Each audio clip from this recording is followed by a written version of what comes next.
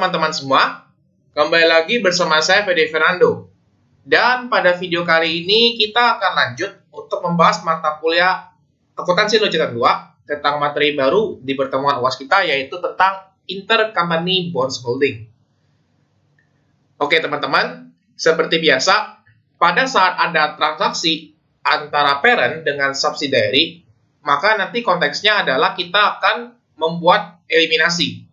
Nah, sama halnya ketika kondisi pada saat parent membeli bond subsidiary ataupun pada saat subsidiary membeli bondsnya si parent. Di mana ketika perusahaan afiliasi atau parent dengan subsidiary ini saling membeli obligasi, maka ada beberapa hal yang perlu kita eliminasi, teman-teman. Yang pertama adalah terkait dengan bonds investment-nya, ya. Kemudian ada bonds payable, lalu ada interest expense sama interest revenue-nya. Oke. Nah, teman-teman, dari sudut pandang consolidated financial statement, ya, obligasi ini akan dianggap diberhentikan. Jadi pada saat perusahaan afiliasi saling membeli obligasi, kita kenal ada istilah yang namanya constructively retired, teman-teman. Atau obligasi ini dianggap diberhentikan secara permanen dalam kacamata consolidated financial statement. Tetapi secara hukum, si bonds ini masih dianggap beredar, walaupun sebenarnya bondsnya itu masih muter-muter di dalam satu badan yang sama. Nah, ketika kondisi penghentian ini lebih awal, ya, berarti kan kalau misalkan kita perusahaan afiliasi saling membeli bonds, maka kondisi ini akan kita anggap sebagai constructively retired, atau kita akan menganggap si bonds ini diberhentikan. Nah, kondisi penghentian bonds lebih awal ini, ya, akan kita hitung untung atau ruginya, dan nanti akan dialokasikan ke dalam perusahaan afiliasi atau akan dialokasikan kepada si parent serta ke si subsidiary-nya.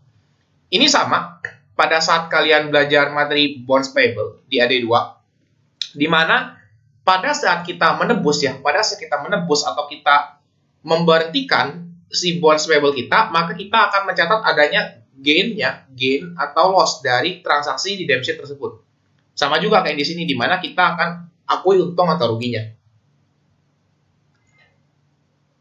Nah, teman-teman, pencatatan constructive gain atau loss ini sebenarnya ada beberapa. Di sini ada 4 jenis nih. Yang pertama, constructive gain on loss-nya dialokasikan kepada perusahaan penerbit atau si issuer-nya. Kemudian yang kedua, dialokasikan sepenuhnya kepada si buyer atau si purchaser atau si perusahaan pembelinya. Yang ketiga, dialokasikan kepada perusahaan induk atau dialokasikan kepada parent. Jadi nggak peduli parentnya sebagai penerbit atau pembeli, pokoknya kalau ada constructive gain, dia alokasikan ke si parentnya. Kemudian yang terakhir adalah di mana constructive gain or loss ini akan dialokasikan sepenuhnya kepada perusahaan pembeli serta perusahaan penerbit, ya. Nah, yang kita bakal pelajari metodenya dari keempat ini adalah kita bakal pelajari metode yang keempat. Kenapa? Karena metode keempat ini dianggap konsisten, di mana sebenarnya, ya, kalau misalkan kita alokasikan semuanya ke salah satu pihak, itu nggak bakal istilahnya tuh kayak make sense, teman-teman, karena nanti terjadi perbedaan antara purchase price, kemudian par value, kemudian dengan carrying amount-nya. Dan nanti kita akan bahas di slide selanjutnya. Oke, seperti yang saya nyatakan di slide sebelumnya, teman-teman, kita bakal pakai metode keempat, di mana nanti apabila terdapat constructive gain atau loss, ini akan kita alokasikan ke perusahaan penerbit ataupun ke perusahaan pembeli, ya. Jadi dialokasikan ke dua pihaknya, baik ke parent ataupun ke subsidiary. Nah, mau dia issuer ataupun si purchase-nya, ya. Nah, teman-teman, pada saat terjadi perbedaan antara book value atau di sini disebutnya sebagai carrying amount, sama aja, carrying amount atau book value, ya. Pada saat carrying amount itu beda dengan si par value, maka nanti gain atau loss-nya itu bakal kita alokasikan ke si issuer atau kepada penerbitnya. Sedangkan kalau misalkan terjadi perbedaan antara par dengan purchase price-nya, ya, jadi dari istilahnya aja udah ketahuan ya. Kalau misalkan terjadi perbedaan antara par dengan purchase price, maka nanti constructive gain atau loss-nya ini bakal kita alokasikan kepada purchaser atau kepada buyer atau kepada perusahaan pembeli. Ya. Oke. Nah, nanti kedua belah pihak itu bisa saja menghasilkan constructive gain ya. Misalkan satunya bisa constructive gain dan satunya bisa constructive loss. Nanti kedua constructive gain atau loss ini bakal kita jumlahkan sehingga nanti kita dapat yang namanya net constructive gain. Mungkin kalau teman-teman dengar penjelasan saya bingung, tapi nanti kita bakal lanjut di pembahasan problemnya. Nah, di sini kita kan mau nentuin yang misinya ya, dia ini gain atau loss. Nah, cara lihatnya itu kayak gini teman-teman. Dimana jika carrying amount-nya itu lebih gede daripada par value, dan par value-nya lebih gede daripada purchase price, kita bakal sebut sebagai constructive gain. Kemudian, jika kondisi sebaliknya, berarti purchase price lebih besar dari par value, atau par value lebih besar daripada carrying amount-nya, maka kita bakal catat sebagai constructive loss. Jadi kalau misalkan mau ngafal, agak enak teman-teman kondisinya. Dimana kalau gain dia semuanya tanda lebih besar semua. Kalau loss berarti tandanya lebih kecil semua. Gitu aja cara ngafalinnya.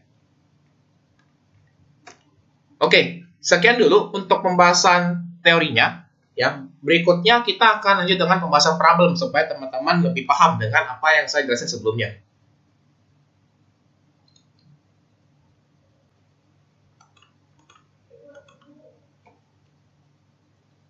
Oke teman-teman, sekarang kita akan lanjut dengan pembahasan problemnya.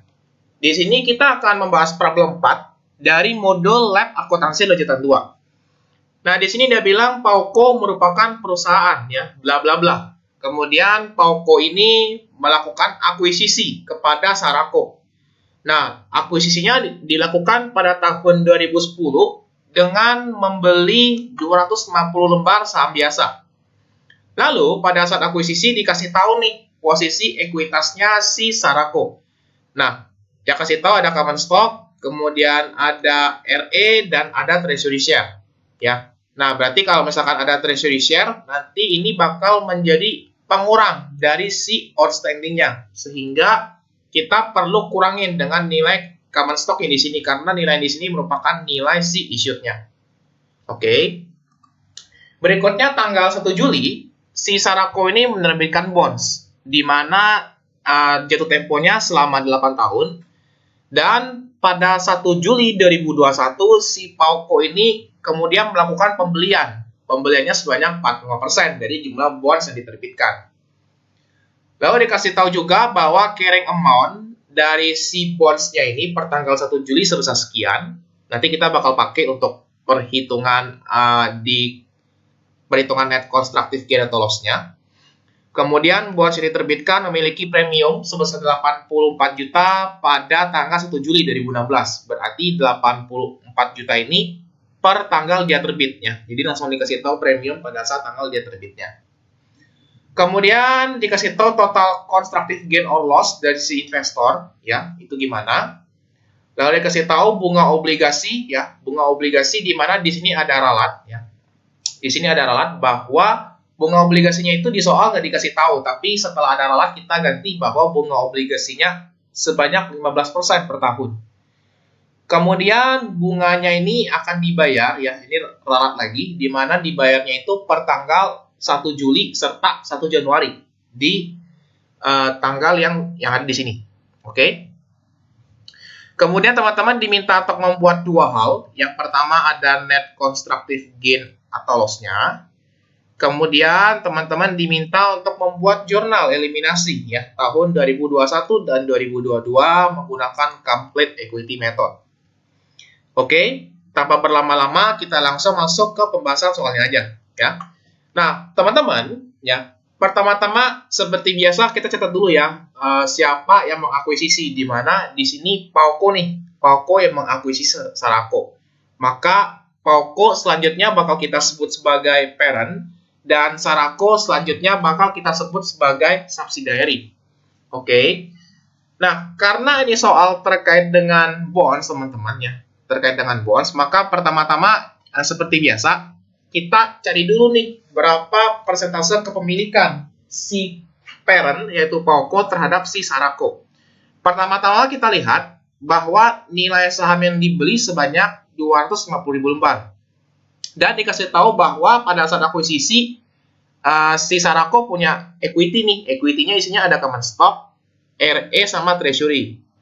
Maka pada saat teman-teman ingin menghitung persentase, caranya adalah kita masukin dulu yang merupakan jumlah lembar saham yang diakuisisi sebanyak 250.000 lembar. Kemudian kita bagi ya buat dapat berapa nilai outstandingnya. Cara dapat nilai outstandingnya adalah teman-teman bagi dulu untuk nilai issued-nya. Nilai issued-nya di sini adalah 750 juta. Kita bagi dengan 1.500. Kemudian untuk nilai treasury share-nya adalah treasury share ini logikanya adalah sebagai pengurang ya, pengurang dari nilai issued sehingga bakal menjadi nilai outstanding-nya. Nah, treasury share ini bakal kita kurangin, berarti kita minus 100 juta, kemudian kita bagi dengan 1.000 yang merupakan nilai harga belinya. Maka teman-teman bakal mendapatkan nilai persentase kepemilikan PAO atas si Saras sebesar 62,5%. Oke. Nah, berikutnya kita lanjut ya. Kita bakal lanjut untuk melihat ya, karena ini soal bonds, maka kita perlu tahu dulu nih. Kita perlu tahu siapa yang menerbitkan saham ya. Pihak subsidiary atau parent sih yang menerbitin si saham, si bonds, serta pihak mana yang menjadi pembeli dari si bonds tersebut. Ya. Nah, kita lihat di sini bahwa tanggal 1 Juli, ya, kita lanjut dari bagian berikutnya. Tanggal 1 Juli, Sarako menerbitkan bonds. Berarti kalau Sarako menerbitkan bonds, maka selanjutnya Sarako akan kita sebut sebagai issuer. Ya. Sarako maka kita sebut sebagai issuer dari bonds-nya. Maka di pihak yang berlawanan, ya, di pihak yang berseberangan, maka si parent-nya atau si PAOKO bakal kita sebut sebagai purchaser. Karena kalau teman-teman baca lagi, di tanggal 1 Juli, PAOKO melakukan pembelian. Berarti PAOKO kita sebut sebagai purchaser-nya. Nah, setelah tahu siapa purchaser dan berapa persentase kepemilikan, maka kita bisa lanjut untuk mengerjakan soalnya. Nah, di sini, ya, setelah kita tahu si issuer-nya adalah Sarako, dan dia terbitnya per 1 Juli 2016, maka kita seperti biasa ya, kalau ngerjain soal bonds itu, kita perlu tahu nih, ini kondisinya premium atau diskon. Ya. Nah, kebetulan di soal ini dia nggak menyatakan secara eksplisit ya. Dia nggak menyatakan secara eksplisit berapa nilai carrying value dan berapa parnya. Dia cuma kasih tahu kamu nilai premium ya, nilai premium per tanggal 1 Julinya, di mana premiumnya sebesar 84 juta. Dan dia cuma kasih tahu bahwa carrying amount ya, carrying amount per tanggal 1 Juli itu sebesar 392.175.000. Oke. Dia cuma kasih tahu kamu dua ini nih infonya di soal. Sama terakhir dia kasih tahu bahwa si parent-nya ngelakuin pembelian sebanyak 45%. Oke. Nah, teman-teman, nilai 392.175 ya. Nilai 392.175 ini merupakan nilai carrying amount ya, carrying amount untuk nilai yang dibeli oleh parent. Sebenarnya ini stabilonya saya ganti aja ya, biar nggak keliru ya. Stabilonya saya ganti warna kuning aja. Dimana sebenarnya carrying amount 392.175 ini merupakan nilai yang dibeli oleh parent ya. Nilai yang dibeli oleh parent. Dimana parent itu beli 45% dari seluruh kepemilikan yang ada. Berarti kita masukin percentage of purchase-nya adalah 45%. Dan carrying amount per 1 Juli ya, per 1 Juli atas pembelian sebesar 45% ini sebesar 392.175.000. Oke. Jadi kalau dikasih tahu carrying amount per tanggal ini merupakan nilai untuk berapa persen obligasi yang dibeli oleh si pihak purchaser-nya. Oke. Nah, sekarang kita nggak dikasih tahu info apa-apa lagi. Jadi semua yang masih kosong ini kita harus isi dulu. Nah, langkah berikutnya teman-teman, kita harus tahu nih ya, setelah kita tahu berapa nih istilahnya nilai, kita tahu nilai premium beserta nilai carrying amount untuk si 45% ini, kita harus cari dulu berapa carrying amount per tanggal 1 Juli, tapi ini untuk nilai yang 100% teman-teman ya. Kita harus cari dulu nih, ini kan yang kita ketahui kan 45. Kita mau tahu berapa 100-nya teman-teman ya. Kita mau tahu berapa 100-nya. Berarti kita masukin 392 juta ya, 175.000 kita bagi dengan 45% ya. Kita bagi dengan 45%. Sehingga kita bakal dapat nih nilai carrying amount untuk si 100%-nya adalah sebesar 871.500.000. Oke. Nah, setelah kita tahu berapa nilai carrying amount untuk yang 100%, maka kita hitung lagi nih ya. Kita hitung lagi untuk si amortized premiumnya. Jadi gini teman-teman ya. Jadi gini. Kalau misalkan kalian dulu belajar di AD2 atau intermediate 1 ya, setiap terjadi pembayaran ya, setiap terjadi pembayaran bunga atas si bonds, maka kita akan melakukan yang namanya amortisasi teman-teman. Amortisasi. Di mana saya langsung ringkas saja ya. Saya langsung ringkas saja teman jelasannya. Di mana kalau misalkan amortisasi diskon ya, amortisasi diskon itu bakal menambah nilai si bonds-nya. Karena kalau diskon kan berarti kondisi carrying value-nya itu lebih kecil daripada nilai fair value-nya. Sedangkan kalau misalkan premium ya, berarti seiring dengan berjalannya waktu si carrying value ya, si carrying value dari si bonds-nya itu bakal kita kurangin, bakal kita kikis dari waktu ke waktu. Ya.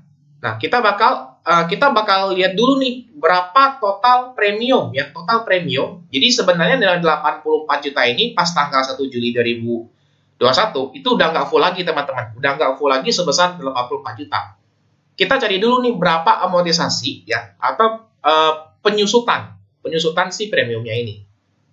Maka kalau teman-teman hitung dari 1 Juli sampai 2016 sampai 1 Juli 2021, maka itu udah jalan kurang lebih selama berarti kan 2017, 2018, 2019, 2020, 2021. Maka udah jalan pembayarannya selama 5 tahun ya, 5 tahun. Jadi udah jalan 5 tahun nih ceritanya.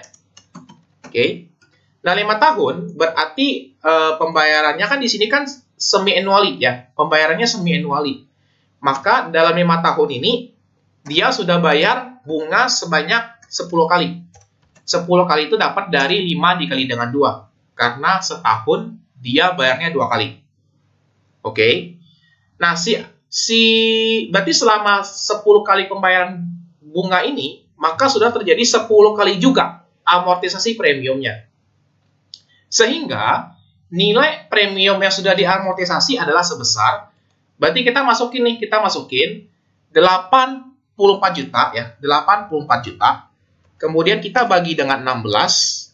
Kita bagi dengan 16. 16 ini merupakan jangka waktu selama 8 tahun ya. 8 tahun, di mana 8 tahunnya kan dia bayar dalam, istilahnya itu dia bayar dalam setahun 2 kali atau semi annually. Makanya dapatnya per 16 ya, dapatnya per 16. Berarti kita bayarnya itu setahun 2 kali.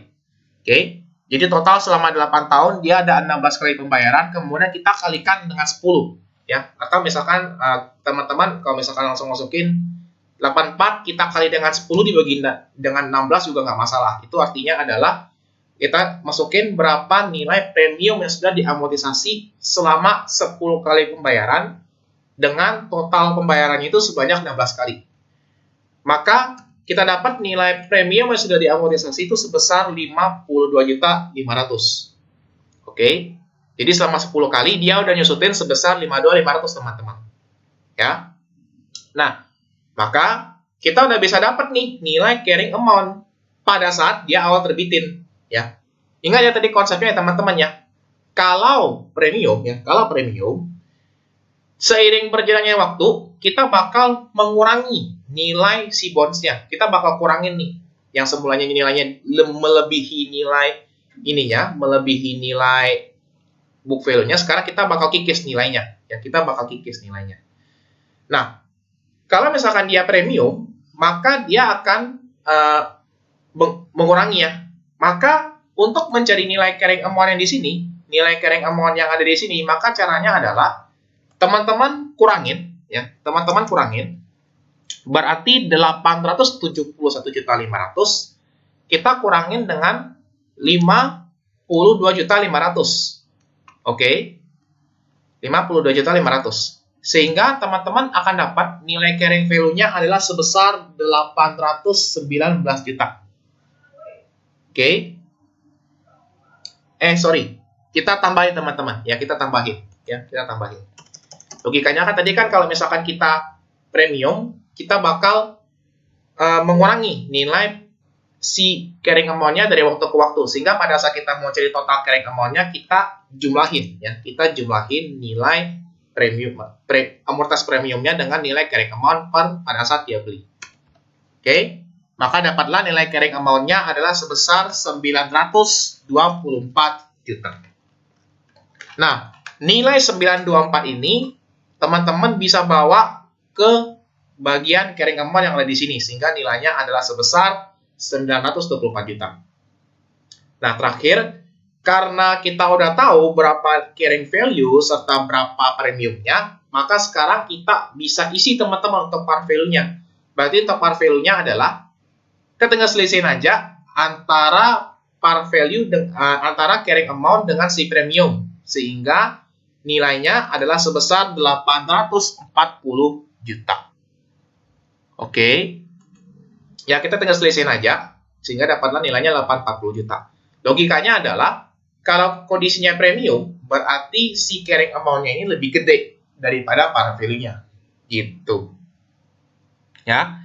Oke, kemudian kita bakal lanjut ya. Kita bakal lanjut untuk pengisian si bagian A, di mana teman-teman diminta untuk menghitung net constructive gain atau loss. Ya. Nah, kita lanjut bagian ini. Oke, jadi kurang lebih formatnya seperti ini. Ya, formatnya seperti ini, di mana ada pihak issuer dan ada pihak investor. Oke, ada formatnya, di mana untuk formatnya adalah ada bagian carrying amount, kemudian ada par value, dan ada purchase price, seperti yang tadi ada di PPT teori saya. Ya, nah sekarang kita bakal masukin dulu untuk carrying amount, par value, beserta dengan purchase price-nya. Di mana kita isi dulu untuk par value, ya untuk par value, ini kan kita mau menghitung ya, sebenarnya gini teman-teman. Sebenarnya di sini kita mau menghitung berapa net constructive gain atau loss untuk si 45% ini ya. Karena kalau teman-teman lihat PPT saya tadi, pada saat pihak afiliasi saling membeli obligasi, maka nanti si bonds-nya ini bakal kita berhentikan ya, atau kita retire namanya, sehingga kita hanya melakukan perhitungan untuk si 45% aja. Jangan nilai 100%-nya teman-teman masukin ke dalam perhitungan. Ya. Untuk carrying value ini udah disediain teman-teman di soal, ya. Udah di soal. Nilainya udah disediain di perhitungan yang kita tadi. Di mana untuk carrying amount-nya itu adalah sebesar carrying amount pada saat kita beli di tanggal 1 Juli 2021. Nilainya adalah sebesar 392.175.000. Nilai ini sudah kita hitung di perhitungan tadi, sehingga teman-teman nggak perlu pusing untuk nyari carrying amount di soal manapun. Ya, karena udah masuk ke format perhitungan. Kemudian untuk par value, teman-teman. Untuk par value, ya, tadi kan teman-teman tahu ya, teman-teman tahu bahwa ada nilai par value untuk 100%-nya sebesar 840 juta. Oke, ini yang 100% teman-teman. Sedangkan di dalam perhitungan konstruktif ini, yang kita akui hanyalah sebesar nilai yang kita beli, atau nilai yang perusahaan afiliasi itu saling membeli, teman-teman.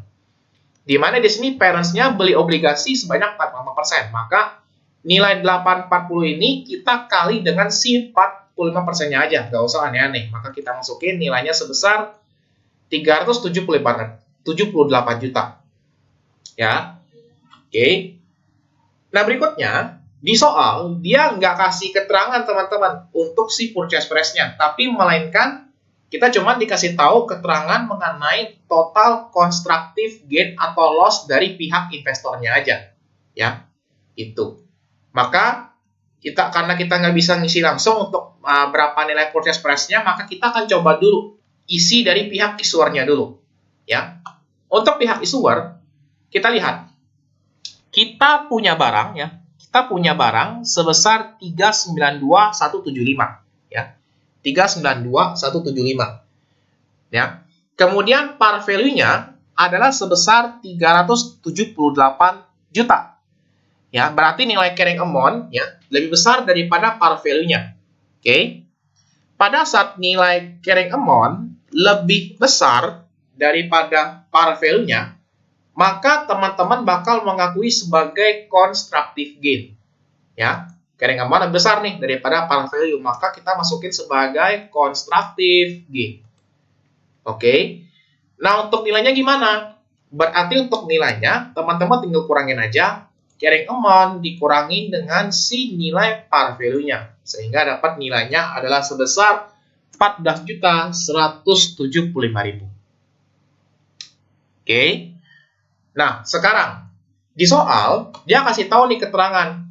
Adapun total constructive gain atau loss dari pihak investor, ya. Jadi mau dia kondisinya gain atau loss, pokoknya nilainya itu lebih tinggi, ya. Pokoknya itu mau dia gain atau loss, pokoknya nilainya lebih tinggi 4.725.000 dibanding dengan sisi issuer. Jadi maksudnya gini teman-teman. Maksudnya gini. Jadi kalau misalkan nilai yang di sini 14.175, nilai di sini bakal lebih tinggi ya, lebih tinggi sebesar 4.725.000. Berarti kalau sama-sama kalau misalkan lebih tinggi, berarti maka di kondisi sini juga kita sebut sebagai constructive gain. Ya. Karena dia linear. Kalau misalkan dia gain, maka gainnya lebih tinggi. Kalau misalkan dia loss, maka lossnya lebih gede lagi. Makanya di sini karena soalnya kebetulan dapatnya constructive gain, maka di sini pun constructive gain-nya juga bakal meningkat. Maka kita akan tambahin teman-teman nilai yang berada di sisi issuer sebesar 14.175.000, kemudian kita tambahin dengan nilai constructive gain atau loss-nya yang di soal sebesar 4.725.000 lebih tinggi. Ya, kita tambahin sehingga dapat nilai constructive gain-nya sebesar 18.900.000. Ya. Nah, maka sekarang teman-teman udah bisa nih dapat nilai purchase price-nya. Di mana untuk purchase price-nya, gini teman-teman, kita balik lagi ke PPT-nya ya. Di mana kalau constructive gain ya, berarti par value-nya itu lebih gede daripada si purchase price-nya ya. Par value-nya lebih gede daripada si purchase price-nya. Ya. Di sini kita dapat nilai par value-nya sebesar 378 juta, teman-teman. Maka, ya, kalau par value lebih gede, berarti purchase price-nya lebih kecil, ya. Maka, sesuai dengan ketentuannya, kita bakal kurangin. Berarti 378 juta, kita kurangin dengan 18.900.000. Sehingga, dapat nilai nilai purchase price-nya in total sebesar 359.100.000 rupiah. Oke. Nah, setelah kita dapat nilai constructive gain dan constructive gain, maka seperti yang saya bilang di teori tadi, kita bakal menghitung yang namanya net, teman-teman ya. Net constructive gain atau loss, ya. Nah, di sini ya, gain ketemu dengan gain, teman-teman. Berarti nilai gain-nya bakal semakin meningkat. Ini sama konteksnya kayak debit ketemu debit dan kredit ketemu kredit, teman-teman. Ibaratnya kalau dia sejenis, sama-sama gain, dia bakal nambah. Ya, dia bakal saling nambah. Sehingga kita sebut di sini karena dua-duanya gain, maka nilainya kita sebut sebagai net constructive gain. Ya. Nah, kalau misalkan kebalikan, kalau misalkan constructive loss sama constructive loss, berarti ditambahin, teman-teman. Nah, tapi kalau misalkan gain ketemu dengan loss, maka nilainya bakal saling meng-offset. Ya, nilai constructive gain kita jumlahin aja, berarti 14.175 ditambah dengan 18.900, maka nilainya 33.075.000. Ini untuk yang bagian A, perhitungan net constructive gain atau loss. Ya. Nah, langkah berikutnya ya, ini kita udah nggak perlu lihat soalnya lagi ya, karena semua datanya sudah lengkap ya. Kita kalau misalkan bolak-balik pun nggak terlalu banyak lagi, jadi saya langsung gedein aja ya. Saya langsung maksimal saja.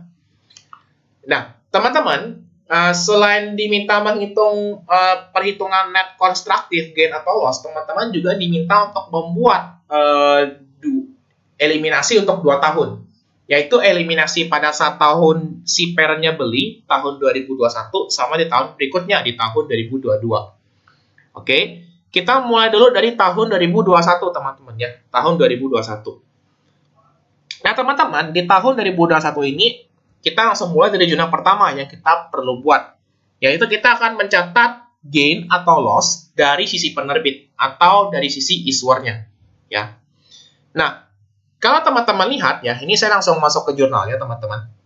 Kalau teman-teman lihat, dari sisi issuer ya, dari sisi issuer itu terjadi constructive gain atau terjadi untung, teman-teman.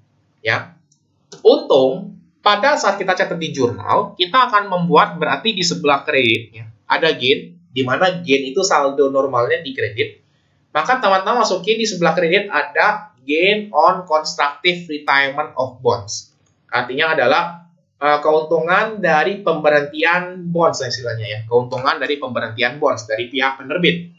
Ya, nilainya nanti untuk masalah nilainya. Ya, gain on constructive retirement. Oke. Nah, temannya di sebelah debit yaitu premium on bonds ya, premium on bonds. Oke. Premium on bonds di mana dengan adanya gain ini bakal menambah nilai si premiumnya. Gitu. Ya.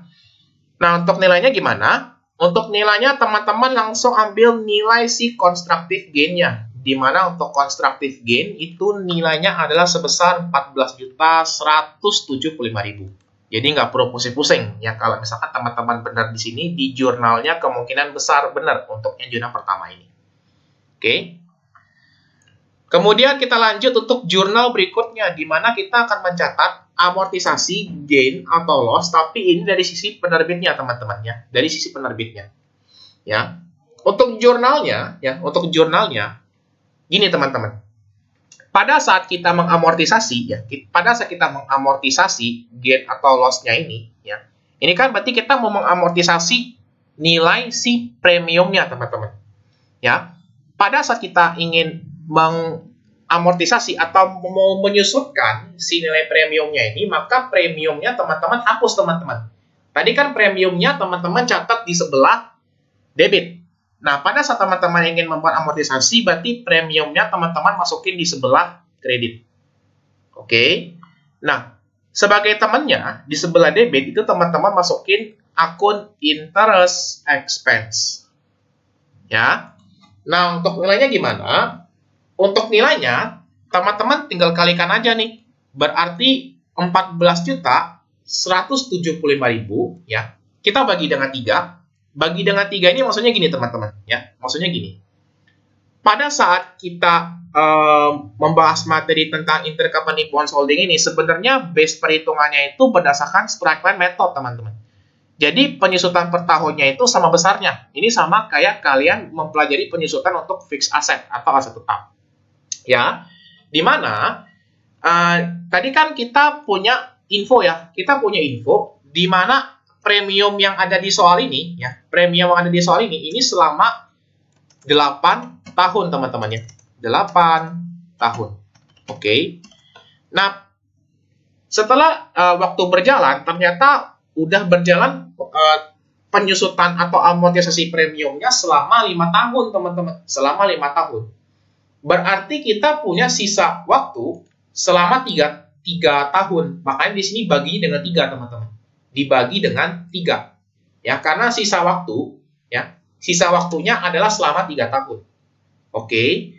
Nah, sisa selama 3 tahun kemudian kita kalikan dengan 6/12. Kenapa teman-teman? Karena kalau teman-teman buka term soalnya ya, dia bilang pembayarannya itu semi-annually dari tanggal 1 Juli dan tanggal 1 Januari. Maka, saat kita membuat jurnal eliminasi di akhir tahun per 31 Desember, Berarti kan terakhir kali dia bayar tanggal 1 Juli ya teman-teman ya. Terakhir kali dia bayar pada tanggal 1 Juli. Sehingga kita hitung dari Juli sampai ke 31 Desember itu selama 6 bulan. 6 bulan. Makanya kita kalikan dengan 6 per 12. Ya. Itu. Jadi kita kalikan nilai premiumnya, kemudian kita bagi dengan sisa umurnya. Ya, sisa umur yang bukan sisa pembayaran bunga. Kita bagi dengan sisa umurnya, bukan sisa pembayaran bunga. Kemudian kita kali dengan 6 per 12. Sehingga nilainya adalah sebesar 2.362.500. Oke. Lanjut berikutnya adalah kita akan mencatat gain atau loss, atau di sini sebutnya sebagai kelebihan atau kekurangan juga nggak masalah. Sebenarnya di ujian pun kalian nggak perlu tulis-tulis yang beginian. Yang penting kalian paham aja untuk jurnalnya, ya. Nah, kita akan mencatat gain atau loss untuk investment ya. Untuk investment ini dari sisi purchaser-nya. Di mana di sini kalau teman-teman lihat perhitungan ininya, konstruktif gain-nya, di mana dari sisi investor atau buyer itu terjadi yang namanya constructive gain, teman-teman ya. Constructive gain. Di mana constructive gain-nya itu sebesar 18.900.000. Oke. Ada gain ya, ada gain, maka saldo normalnya di kredit. Makanya kita masukin gain on constructive retirement of bonds. Ya. Nah, karena ini metodenya adalah complete equity, teman-teman. Complete equity, di mana kalau complete equity itu apabila terjadi gain, maka ini bakal kita offset ke akun investment in S, teman-teman ya. Investment in S bonds. Ya. Akunnya di sini investment in S bonds ya. Kenapa? Karena di sini si parent ya, si parent yang beli bonds-nya subsidiary. Makanya nama akunnya adalah INS. Oke. Nah, kalau kondisi sebaliknya gimana kok? Pada saat si subsidiary beli bonds-nya si parent, maka akunnya kita ubah lagi, teman-teman. Bukan investment in S, tapi investment in P bonds atau investment in parent bonds. Ya. Jadi akun investment in bonds ini enggak kaku seperti nilai seperti zona-zona lainnya, ya. Akunnya menyesuaikan sesuai dengan kondisi soalnya. Kalau misalkan di sini kan parent yang beli, maka keterangannya investment in S. Nah, untuk nilainya tinggal dimasukin dari perhitungan net constructive tadi, nilainya sebesar 18.900.000. Oke, berikutnya kita bakal lanjut untuk yang 4.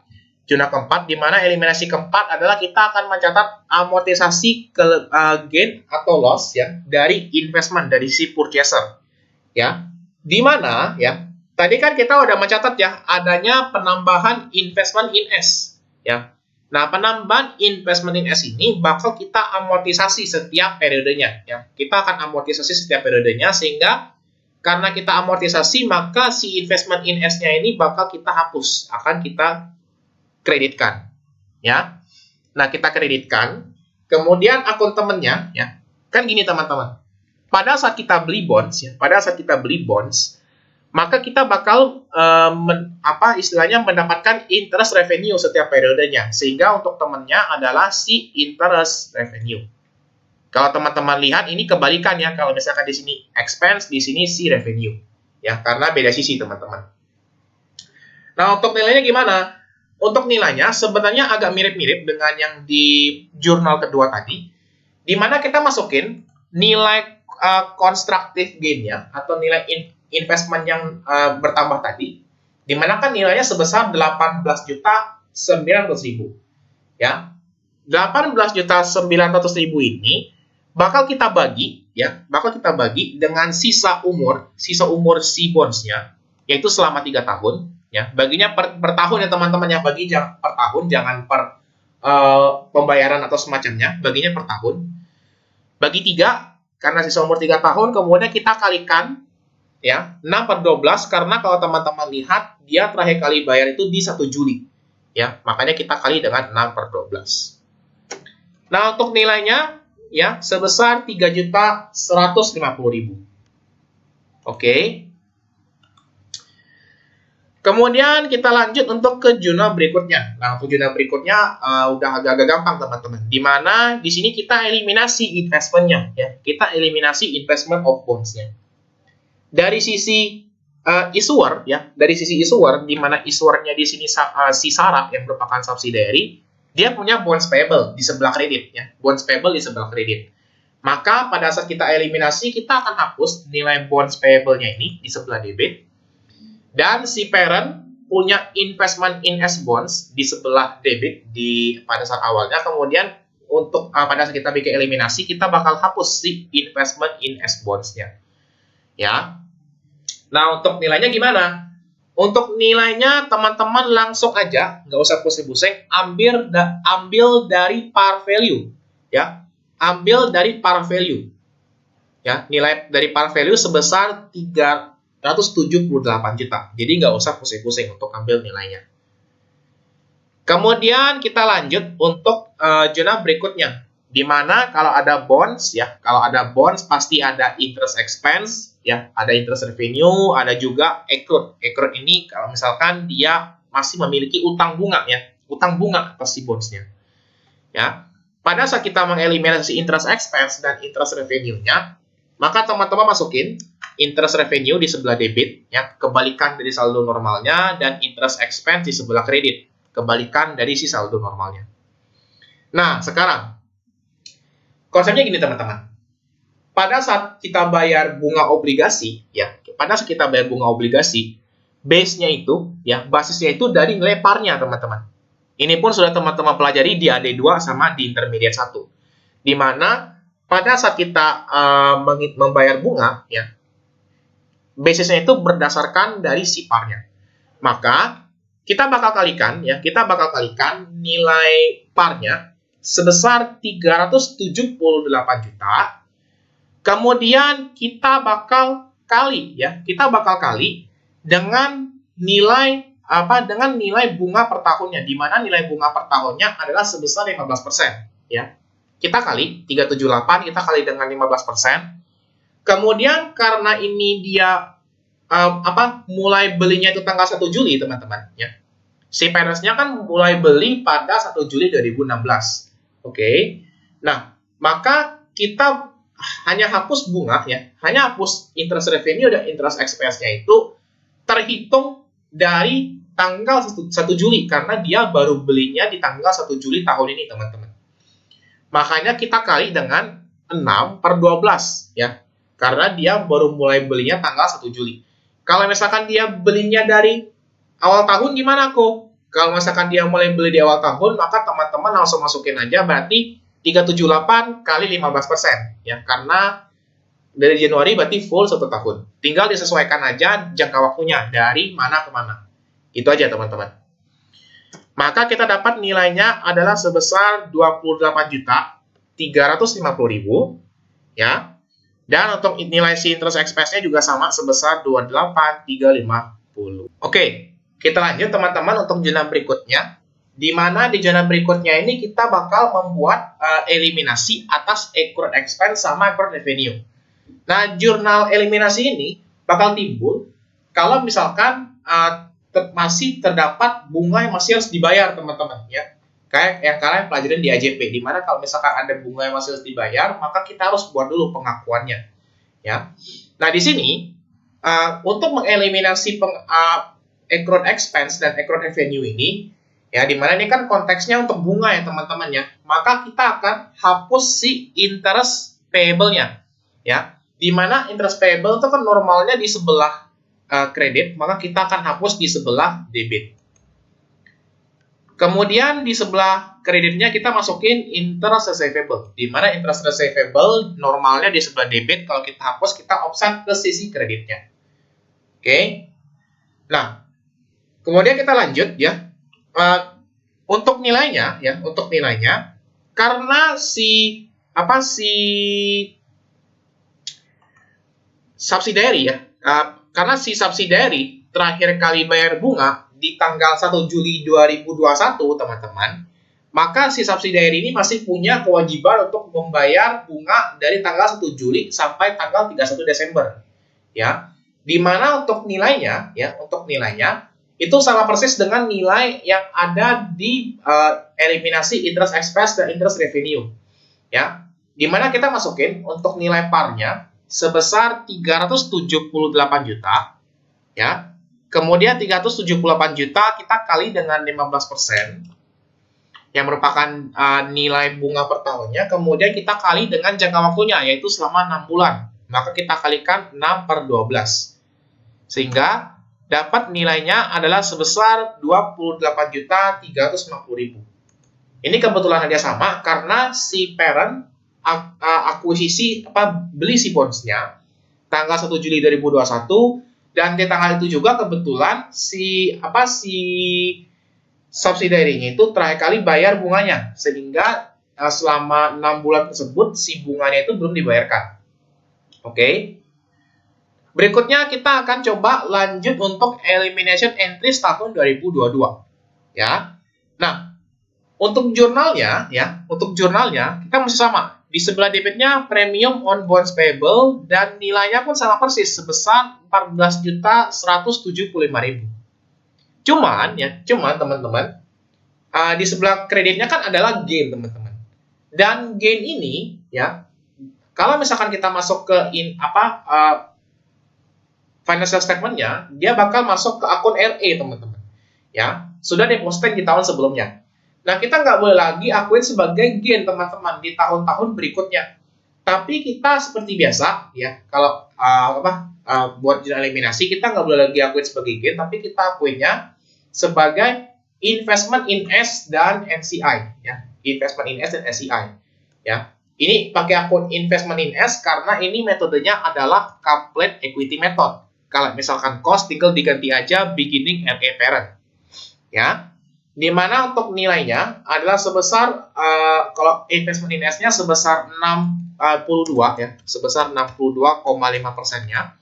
Ini sesuai dengan nilai kepemilikan parent atas si subsidiary-nya. Kemudian sisanya NCI itu sebesar 37,5%-nya, ya. Gitu. Maka kita tinggal kalikan aja. Untuk yang investment in S-nya berarti 14.175, kita kali dengan 62.500, ya. Kemudian untuk NCI-nya diselisihkan boleh, mau dikalikan 37,5% sesuai dengan sisa kepemilikan NCI juga gak masalah, sama saja teman-teman, ya. Lanjut kita masuk ke jurnal amortisasinya, ya. Jurnal amortisasi gain atau loss dari sisi penerbit. Untuk di sebelah debitnya masih sama teman-teman, interest expense juga, ya. Di sebelah kreditnya pun masih sama, premium on bonds payable, karena konteksnya adalah pada saat amortisasi kita akan kikis nilai si bondsnya, kita akan hapus dikit-dikit nilai si premium bondsnya. Cuman untuk yang interest expense yang di tahun sebelumnya, yang 2362500, ini konteksnya adalah jurnal eliminasi itu tidak pernah diposting, baik dalam buku parent ataupun dalam buku subsidiary. Sehingga interest expense di tahun sebelumnya ini kita nggak boleh langsung masukin seluruhnya di interest expense yang di sini, karena interest expense yang di sini itu khusus untuk tahun 2022 saja, teman-teman, ya, 2022 saja. Ya. Untuk prior year atau tahun-tahun sebelumnya seperti biasa masukin ke akun investment in S serta NCI. Ya. Ini karena metodenya complete equity, makanya kita pakai investment in S. Kalau misalkan cost method, pakailah beginning RE dan NCI. Nah, untuk nilainya gimana?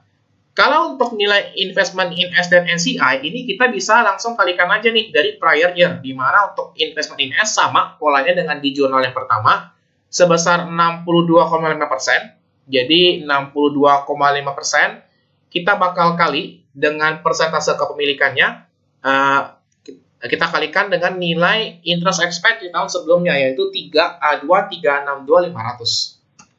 Maka nilainya adalah sebesar 1.476.562,5. Ya, harusnya di sini ada desimalnya ini, 62,5. Oke. Dan untuk NCI-nya berarti sisanya, di mana kalau kita masukin nilainya adalah sebesar 885.937,5. Ini untuk NCI yang 37%-nya, ya, 37%-nya. Oke.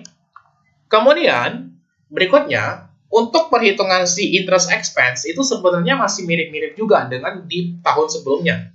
Dimana kalau di tahun sebelumnya kan kita masukin nih teman-teman, nilai constructive gain secara keseluruhan 14.175 kita bagi dengan sisa umur manfaatnya. Ya, kita bagi dengan sisa umur manfaatnya. Karena di tahun 2022, ya, di tahun 2022 kan berarti amortisasinya udah penuh ya teman-teman ya. Amortisasinya udah penuh dari awal tahun full sampai akhir tahun. Maka kita tinggal bagi aja nih. Berarti 14 juta ya. 175.000 yang merupakan total si constructive gain-nya, kita bakal bagi 3 ya. Kita bagi 3 aja, stop, nggak lanjutin lagi karena memang di tahun 2022 penyusutannya itu udah full ya, full 1 tahun. Makanya kita langsung bagi dengan 3 aja. Kemudian totalnya kita masukin ke premium on bonds payable, maka dapatlah nilainya sebesar 7.087.500. Oke. Oke, lanjut kita bakal masuk ke jurnal berikutnya, yaitu untuk mencatat kelebihan atau kekurangan dari sisi purchaser ya. Kita akan mencatat gain atau loss ya dari sisi purchaser. Di mana untuk di sebelah debitnya masih sama, kita masukin investment in S bonds. Nilainya pun sama, sebesar 18.900 ya, diambil dari sini yang constructive gain sisi investor atau purchaser atau buyer-nya. Kemudian ada akun gain ya. Akun gain lagi-lagi nggak boleh kita akuin langsung sebagai gain langsung di tahun berikutnya, nggak boleh. Karena ini udah diposting di anggapnya udah diposting, udah masuk saldonya ke NE. Maka kita masukin nilai gain ini sebagai investment in S. Ya. Kalau kalian nanya, kok kenapa di sini nggak ada NCI kok? Ya, kenapa nih nggak ada NCI? Karena kan di jurnal 1 tadi ada NCI-nya kok di sini nggak ada. Karena gini teman-teman, ya. Ini kan purchaser-nya, ya. Purchaser-nya itu si parent teman-temannya. Purchaser-nya si parent. Berarti saat terjadi constructive gain ataupun terjadi constructive loss dari sisi parent, ya, ini kan parent kan purchaser, ya, entah dia terjadi kerugian atau terjadi keuntungan, semuanya itu berhak diakui oleh parent teman-teman. Semuanya itu masuk ke proporsi si parent, ya, semuanya masuk ke proporsi si parent. Ini konsepnya sama kayak PPE kemarin dan konsepnya pun sama kayak UIP yang kemarin di materi UTS. Sama konsepnya. Jadi kalau misalkan parent nerima sesuatu, entah itu rugi ataupun itu untung, semuanya itu berhak diakui oleh parent. Makanya masuknya cuma ke satu akun doang, yaitu investment in S saja. Gitu. Nggak ada akun SCI karena yaitu pemilikan parent atas si parentnya sendiri kan penuh. Nggak ada campur tangan orang lain. Makanya nilainya langsung penuh di investment in S. Oke. Itu kalau kalian tanya kenapa akunnya nggak ada akun NCI-nya. Kemudian kita akan amortisasi kelebihan atau kekurangan dari sisi purchaser, ya. Nah, untuk jurnalnya, ya masih sama, kita masukin ada akun interest revenue di sebelah debit dan ada investment in S bonds di sisi kreditnya, ya. Kita akan hapus si nilai revenue-nya dan kita akan hapus nilai si bonds-nya, ya. Cuman untuk interest revenue di tahun-tahun sebelumnya kita nggak boleh langsung akuin interest revenue di sebelah sini, nggak boleh. Tapi kita ganti, karena ini metodenya adalah complete equity, maka akunnya adalah investment in S. Kalau misalkan metodenya cost, tinggal diganti aja dengan beginning RE parent. Ya. Untuk nilai investment in S-nya masih sama, sebesar 3.150.000. Ya. Cuma masuk ke investment in S doang, karena konsepnya sama kayak di jurnal ketiga tadi, teman-teman. Karena kalau misalkan terjadi amortisasi, gain atau loss dari pihak parent berhak mengakui seluruhnya, makanya nggak ada akun yang aneh-aneh, nggak ada akun NCI. Kemudian untuk interest revenue-nya, ya, interest revenue-nya juga sama perhitungannya, mirip-mirip dengan yang ada di jurnal kedua tadi, di mana kan ada nilai constructive gain sebesar 18.900.000, ya. 18.900.000 ini akan kita bagi dengan sisa umur obligasinya selama 3 tahun. Makanya kita bagi dengan 3. Sehingga dapatlah nilainya adalah sebesar 6.300.000. Maka kita tinggal tambahin di sisi kreditnya investment in S bonds sebesar 9.450.000. Oke. Kemudian kita masuk untuk eliminasi investment, di mana untuk eliminasi investment tidak ada beda sama sekali, tinggal dimasukin aja bonds payable pada investment in S bonds, di mana nilai ini tadi diambil dari nilai par yang ada di perhitungan net constructive gain-nya. Ya. Kemudian untuk jurnal eliminasi, untuk interest expense dan interest revenue juga nggak ada beda untuk jurnalnya, sama persis karena ini buat ngakuin yang tahun ini doang. Di jurnal ke-7 juga sama, nilainya sama juga, interest payable pada interest receivable. Ya, nggak ada beda untuk jurnalnya. Cuma yang beda di sini adalah cara perhitungan angkanya. Nah, teman-teman, pada saat di tahun 2022, ini udah full teman-teman ya. Beban bunganya itu udah full. Ya, sama juga kayak tadi, ya, amortisasinya udah full dari 1 Januari sampai ke 31 Desember. Oke. Nah, sekarang ya, untuk perhitungan nilai interest revenue-nya, berarti teman-teman bayar bunganya itu full sebesar 15% di tahun ini ya. Bayarnya full 15% dan basisnya itu dari nilai si par-nya. Maka teman-teman kalikan ya, 378 juta yang merupakan par-nya kita kali dengan 15%. Sehingga dapat nilainya adalah sebesar 56.700.000. Ya, full dari tanggal 1 Januari sampai ke 31 Desember. Beda kalau di yang tahun sebelumnya. Ini untuk dari Juli ya, dari Juli sampai ke 31 Desember. Makanya kita kalikan dengan 6/12. Ya. Kemudian untuk interest expense-nya juga sama, sebesar 56.700.000 ya, karena di full dari 1 Januari sampai ke 31 Desember. Kemudian untuk accrued expense dan accrued revenue-nya ya, konsepnya agak beda di sini ya. Tadi kan kalau kalian lihat kan kebetulan nilainya sama karena periodenya sama-sama dari 1 Juli ke 31 Desember. Sekarang udah beda teman-teman. Sekarang si bunganya ini terakhir kali dibayar pada 1 Juli sesuai dengan ketentuan di soal ya. Terakhir kali dibayar 1 Juli. Ya. Nah, maka terhitung dari 1 Juli sampai ke 31 Desember itu belum terjadi pembayaran bunga teman-temannya. Ya. Belum terjadi pembayaran bunga, di mana kita hanya mencatat untuk bunga yang belum dibayarkan dari tanggal 1 Juli sampai ke 31 Desember. Makanya, untuk perhitungannya, kita masukin nilai par bonds-nya, yaitu sebesar 378 juta. Kemudian kita kalikan dengan 15% yang merupakan rate bunga per tahunnya. Kemudian kita kalikan dengan 6/12. Sehingga dapatlah nilai interest payable-nya adalah sebesar 28.350.000 dan untuk interest receivable-nya sebesar 28.350. Ya. Ingat untuk yang accrued ya. Untuk yang accrued ini kita hanya ngakuin dari terakhir kali dia bayar bunga sampai terhutangnya di tanggal 31 Desember teman-teman ya. Jadi dari tanggal terakhir dia bayar sampai ke tanggal 31. Sedangkan kalau untuk eliminasi interest expense serta eliminasi interest revenue ini full ya, full. Terhitung dari tanggal akuisisi ya, ke akhir tahun atau kalau misalkan udah diakuisisi dari tahun-tahun sebelumnya, kayak tahun 2022, maka kita ngitungnya full selama 1 tahun. Dari 1 Januari hingga ke tanggal 31 Desember, merupakan tanggal tutup bukunya. Oke, pembahasan problem 4 sampai sini dulu untuk materi intercompany holding bonds. Apabila selama saya menjelaskan tadi ada hal kurang berkenan atau ada salah kata dan sebagainya, saya minta maaf. Kita bakal ketemu lagi di video-video selanjutnya. Sekian dan bye-bye.